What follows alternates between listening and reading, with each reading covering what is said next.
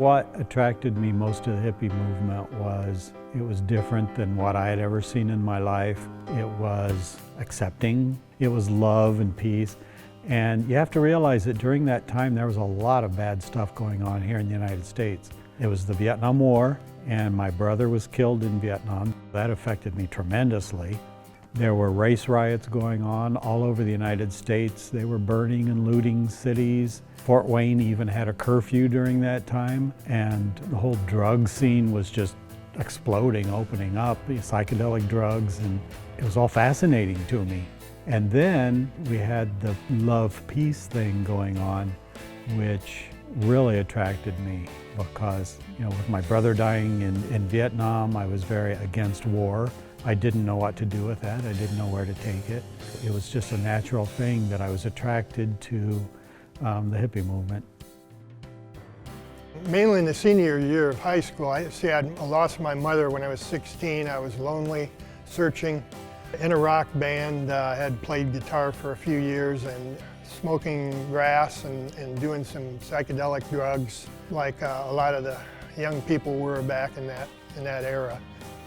I saw myself as somebody that didn't have any goals in life except maybe to be a rock star. A lot of the hippies at the end of the 60s and the beginning of the 70s, were looking for answers. I grew up in a Catholic family. I believed in Jesus. I believed that he died for me. I believed he rose from the dead. I believed everything that they taught, but I didn't realize that you could have a relationship with him, that he could be an immediate friend. I felt sorry for Christians. I felt like they were just sitting there hearing la-la stories. So I started looking into other things. I started looking into Buddhism, Satanism, witchcraft, anything that was different than Christianity. I wanted nothing to do with it. And I can honestly say that I believed in Satan before I believed in Jesus, because I saw some things that made me realize that the spirit world was real. I went to art school for 4 years, studied fine arts. I would see this guy sitting on his front porch named John, he'd just sit there and play his guitar, and we started becoming friends basically. There was something different about John. So he started telling us about this church. It happened to be a charismatic church. That really caught our attention, a weird church, because I didn't want anything to do with church, but a weird church might be all right because, we were into weird. So 4 or 5 of us went there, and we were all in our hippie stuff. I was barefoot. One of the guys didn't have a shirt on. We had all our beads and long hair and all that stuff. And we walked into this church, and we went up and we sat on the front row of the church. The pastor says that when he saw us there, he wanted to escort us out of the church. But he said God spoke to him audibly, which he said had never happened to him before. And he said, "You remove these people, I will remove my spirit from your church. I will write Ichabod across your church." After the service, he had everybody greeting each other. I don't remember that much about the service, but there were 2 little old ladies sitting behind us. They had pillbox hats on and gloves. I mean, they were your typical old ladies of the 60s, And we turned around and I thought, oh boy, here we go, And these ladies talked to us like we were their grandchildren. And they were so friendly and so accepting of who we were. And I remember leaving, when we left that service, I said to one of the people, if that's what being a Christian is, I might do that someday. I had no idea what that meant or what that would lead to.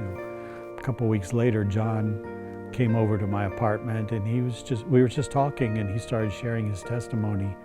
He had been in the Army, he had been doing drugs, and he was fed up with everything. He tried to kill himself. He drove into a bridge abutment, and of course he ended up in the hospital. It didn't kill him.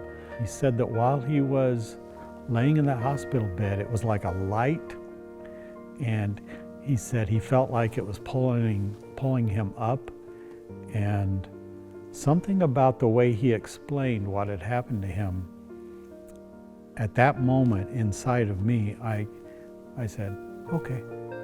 I mean, it was that simple. That's all I did. Okay. And I accepted Jesus then. And there was an attraction to this group, and other people started coming to know Jesus. You know, I don't remember even how, they just started coming. The pastor started having special meetings just with us. We were different, but the Holy Spirit was really working in this group of young people, and he knew it, and he felt that something had to be done.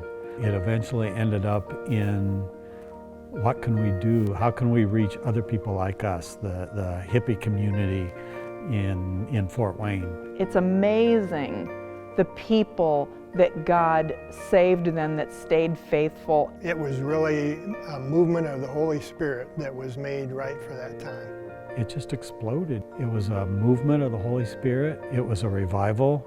As I think about it, I still get excited. It's like this thing welling up inside of you that, wow, this really happened.